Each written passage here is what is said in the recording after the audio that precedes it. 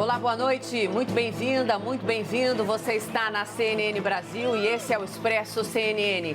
A ferida está aberta e sangrando. Os protestos nos Estados Unidos entraram no 8º dia, mesmo depois da ameaça do presidente Trump de usar militares para conter os manifestantes.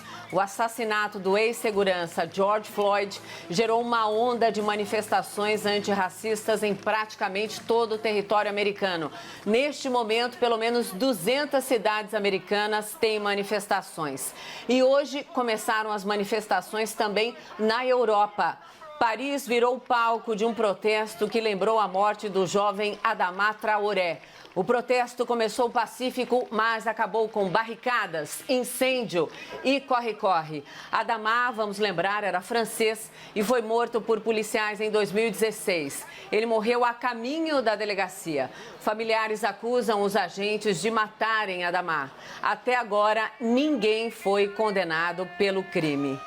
Claro, vamos acompanhar também as manifestações aqui no nosso país, no Brasil. Curitiba já tem manifestações antirracistas, manifestação importante que nós vamos acompanhar, manifestações que começaram agora há pouco. Nós mostramos essas manifestações para vocês aqui no Expresso ontem. É isso, estamos de olho, porque o assunto é importante, é relevante e tem que ser falado, sim. Quem está falando sobre todas essas manifestações fora do Brasil, nos ajudando a entender, trazendo a pontuação correta, é o nosso analista de internacional, Lorival Santana, que se junta a nós, né, Caio? Boa noite, Lorival. Bem-vindo mais uma vez, Lorival. Boa noite, Mona. Boa noite, Caio.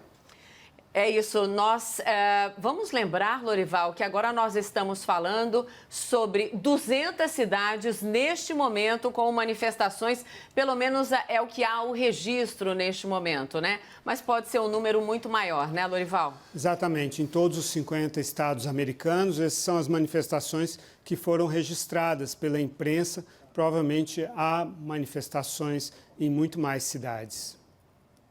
Sim, obrigada, Lorival. Estamos com um sinal de internet com os nossos repórteres trazendo as manifestações. Vamos direto conversar, então, com a Luísa Duarte, que acompanha as manifestações mais uma vez em Nova York. Luísa, boa noite. Qual a informação que você tem para a gente? Aí ainda é boa tarde, né?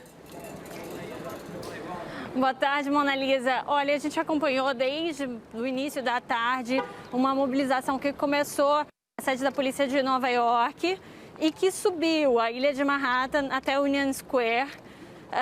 Lá no início da manifestação, eles fizeram um minuto de silêncio, ajoelharam em homenagem a George Floyd e caminharam acompanhados por viaturas da polícia e chegaram em Union Square, que é um ponto tradicional de protesto aqui na maior cidade dos Estados Unidos. E a coisa começou a se dispersar um pouco. Eles formaram uma assembleia, lembraram dos vários casos de violência policial contra negros aqui nos Estados Unidos. É uma longa lista, um grande histórico de casos semelhantes ao caso de George Floyd, que aconteceram no passado e até recentemente ainda esse ano. E aí a gente foi verificar em Washington Square uma outra mobilização que estava marcada, mas estava vazio. E agora a gente volta para Union Square, onde acontece essa assembleia. Esse protesto acontece em diversos pontos da cidade e é muito volátil. As pessoas se movimentam de forma rápida, de bicicleta e a pé, estão circulando por toda a cidade. Tem uma passeata que acontece agora mais para a parte norte da ilha. Então, uma grande mobilização pela cidade, que é grande, e agora a gente caminha de volta para a União. É totalmente pacífico por enquanto, como tem acontecido nos outros dias durante o dia. Muito calmo, mas é durante a noite que pequenos grupos têm danificado lojas e também farmácias e bancos. 700 pessoas foram presas ontem, mas o governo de Nova York decidiu não mobilizar a Guarda Nacional. 29 estados americanos mobilizaram a Guarda Nacional, os 18 mil homens da Guarda Nacional estão mobilizados por causa desses protestos contra o racismo e a violência policial que acontecem em diversas cidades aqui dos Estados Unidos. Mas o que é novidade e que a cidade de Nova York fez foi cancelar os dias de folga para os policiais para poder ter esses 36 mil homens da Polícia de Nova York poderem ser mobilizados a qualquer momento, caso necessário. E também o toque de recolher, que começa hoje mais cedo. Ontem foi o primeiro dia de toque de recolher em Nova York, mesmo se mais de 40 cidades americanas já vêm adotando isso durante o final de semana. E Nova York começou a ter ontem. E agora, hoje, começa mais cedo, ao invés das 11 da noite, começa às 8 da noite, vai até às 5 da manhã. A partir desse horário, as pessoas não têm o direito de ficar do lado de fora e estão sujeitas a serem presas. Sim, Núria. E o pedido... Luísa, desculpe te interromper. Eu preciso conversar agora com os nossos outros repórteres e volto a te chamar daqui a pouquinho, porque o Marcelo Favalli também está ali próximo dos manifestantes e conversa com a gente agora. É isso. Para você que está chegando agora, eu quero te contar que nós vamos continuar aqui na CNN Brasil tratando desse assunto. Temos entrevistados, claro, para tratar da questão aqui no nosso país, mas a movimentação dos nossos repórteres, onde o fato está acontecendo, você continua acompanhando aqui na CNN. Marcelo Favalli também em Nova York. Por favor, Favalli. Olá, Mona Lisa, boa tarde. Mais uma vez, boa tarde a todo mundo que nos assiste. Diferente da nossa colega, outra correspondente aqui em Nova York, a Luísa Duarte, eu e o produtor Fernando Henrique estamos em um outro ponto, um bairro mais luxuoso ao sul da ilha, conhecido aqui como a boemia dos bares, mas também tem um histórico de protestos a favor dos direitos humanos que remontam de 1969, cresceram nos anos 70 e hoje está sendo um ponto de encontro de uma das 14 marchas programadas para essa terça-feira, não só aqui em Manhattan, mas em toda a região metropolitana de Nova York. Como vocês podem ver aqui, o protesto pacífico, a manifestação se concentra na frente de um bar que historicamente é amigável aos homossexuais, tem esse histórico, então por isso os manifestantes quiseram se reunir aqui hoje para aproveitar esse histórico de luta pelos direitos humanos. Tem uma coisa que chama a atenção aqui da nossa reportagem, é o seguinte, o voluntariado. Além das pessoas que vieram fazer uma manifestação, outras pessoas espontaneamente se põem para ajudar.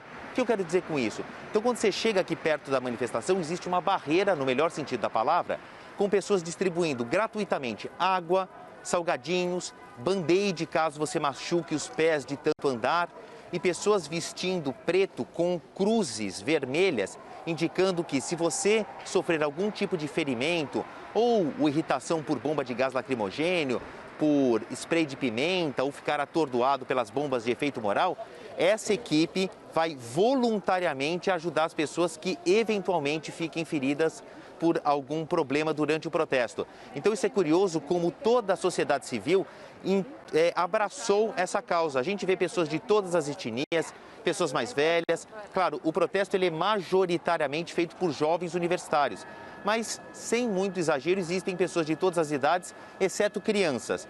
Mas o mais importante, aqui a gente está num bairro residencial e as pessoas saem às janelas para aplaudir, os carros que passam, eles buzinam em apoio a esses manifestantes. Por enquanto, o clima é de muito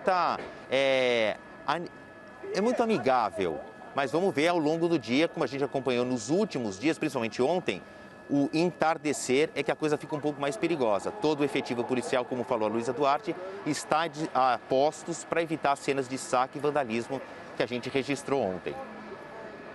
Tranquilo, né, Favalli? Apenas as pessoas fazendo essa manifestação, que são várias caminhadas que se encontram em alguns pontos, né? Exatamente, tudo muito tranquilo. Para driblar o cerco policial, são poucos organizadores anônimos. O desenvolvimento, Mona Lisa, dessas marchas, ele é muito orgânico.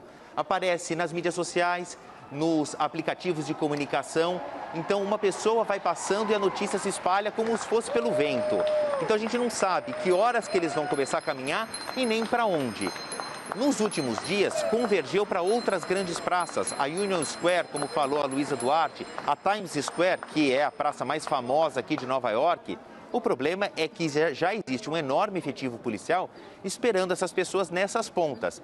Não existe nenhuma ordem para reprimir essas marchas. A polícia deixou muito claro que não vai ser tolerante com o que aconteceu ontem e anteontem, a depredação. São centenas, se não perto da casa do milhar, as lojas, comércios, shoppings, farmácias que foram depredados, destruídos numa noite de fúria que a gente teve aqui em Manhattan. E outros atos de violência aconteceram no Brooklyn, no Bronx, no Queens. Quer dizer, essa onda de vandalismo se espalha aqui por Nova York e outras cidades, como a gente tem acompanhado. Sim, estamos vendo imagens ao vivo da CNN Internacional, imagens de várias cidades, Atlanta, Los Angeles, vimos Nova York também. Em Los Angeles, né, Caio, tá rolando uma coreografia, o pessoal estava dançando agora há pouco, eu só não consegui ouvir qual é o som que embala essa coreografia. Isso aí, Mona Lisa, e com faixas erguidas também, né? Isso. Uma dança ali nessa manifestação lá em Los Angeles. Mas a gente podia chamar agora a Núria Saldanha,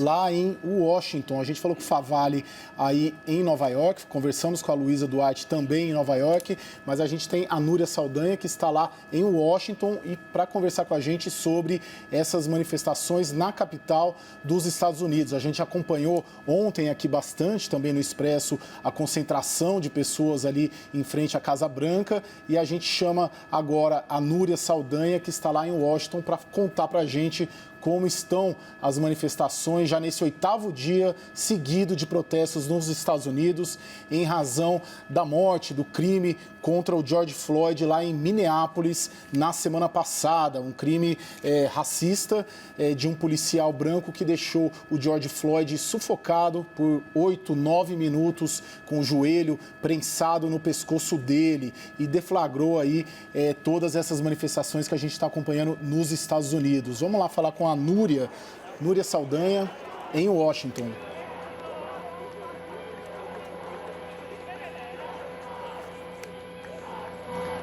Estamos vendo imagens ao vivo, então, da manifestação. Agora é uma caminhada em Washington, as pessoas com as suas bicicletas.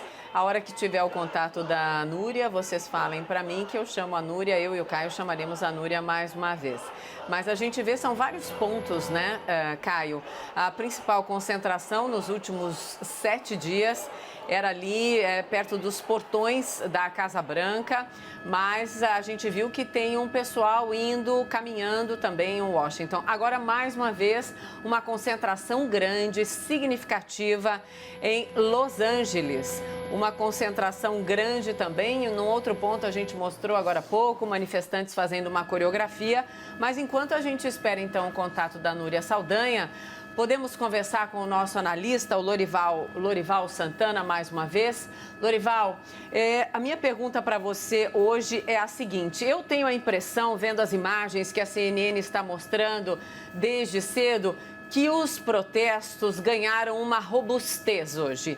É uma reação às palavras de ontem do presidente americano Donald Trump, que deu aquele recado e a gente transmitiu aqui ao vivo no Expresso, com a sua análise, inclusive perfeita, de que ele iria sim para os governadores e prefeitos que disserem não para as tropas mais agressivas, vamos dizer assim, para os militares, que ele iria mandar da mesma maneira. É uma reação? Eu tenho a impressão que sim, mas não sei se estou certa ou errada. Lorival, o que você entende de tudo isso que nós estamos vendo até agora? O presidente Trump desafiou os manifestantes e os governadores, que não o seguem, não o apoiam. Então, ele vai ter uma reação natural. Quando você é desafiado, você parte, então, para a defensiva ou para o ataque, enfim, queira usar a palavra que você quiser. Mas você viu aí, nós tivemos vários sinais de que os manifestantes foram às ruas para ficar. A Luísa Duarte trouxe a informação de que existem voluntários distribuindo lanches, comida nas ruas de Nova York. Já o Marcelo Favale mostrou também que existem pessoas distribuindo band-aids, enfim, ajudando ali no apoio logístico para os manifestantes. Da mesma forma, os governadores estão reagindo a essa ameaça do presidente Trump de enviar as forças armadas para os seus estados. Isso não é aceitável para eles. Em 92, quando houve os distúrbios de Los Angeles, que foi a última vez que foram enviadas forças armadas para os estados para conter manifestações, foi com a concordância dos governadores. A última vez em que foi feito isso sem essa concordância foi nos anos 60, quando o estado de Arkansas não aceitou a determinação para que as escolas integrassem os estudantes negros, ou seja, foi uma medida exatamente para avançar na direção da igualdade racial. Portanto, hoje é um momento, esse discurso de ontem do presidente Trump inaugurou uma nova fase nessas manifestações em que houve, então, uma politização e um novo incentivo para essas pessoas irem às ruas e para não acreditar que alguma medida eficaz, efetiva, na direção que eles querem, que é a reforma da polícia, será adotada. Sim. E a gente vê muitos manifestantes também, né, Caio, sem máscaras. A questão da pandemia ficou em segundo, terceiro lugar. Claro, a questão racial, a violência contra os negros, não só a violência policial, mas todas as outras violências que eles sofrem. Tudo isso está agora, né, na pauta mais urgente, é o que a gente vê pelas ruas dos Estados Unidos e, eu repito, também na Europa, em Paris, e daqui a pouquinho a gente traz informações das manifestações aqui no nosso país. Daqui a